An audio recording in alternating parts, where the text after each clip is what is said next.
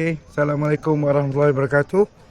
Kejohanan bola sepak MSSK Kelantan, kita berlangsungkan di daerah Gongsang.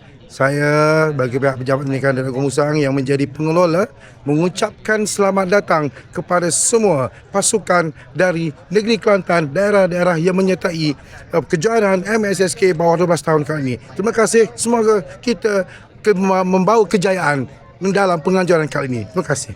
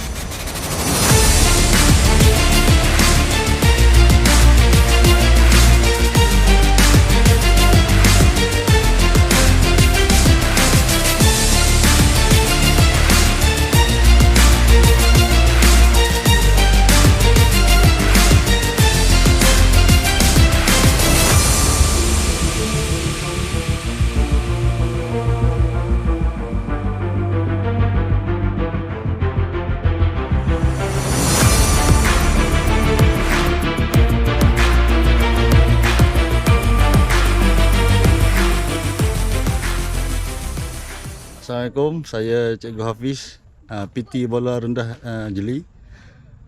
Petang ini kami akan bertemu Kota Baru Selatan. InsyaAllah dengan persiapan yang telah dibuat selama ini, kami akan buat yang terbaik. Jeli boleh! Edisi kali ini Pasir Putih datang dengan harapan yang tinggi dan target kita untuk juara. Pasir Putih, power!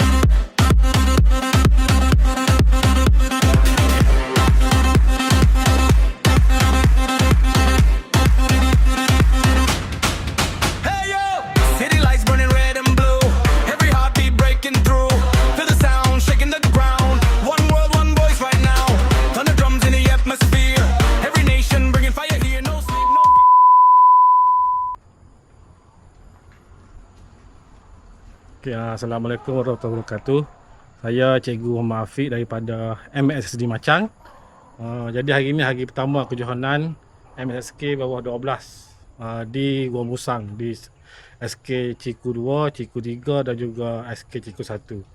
Jadi pasukan kami baru saja habis perlawanan pertama menentang pasukan MSSD Bacok. Jadi alhamdulillah pasukan kami berjaya mendapat kemenangan yang pertama 2-0.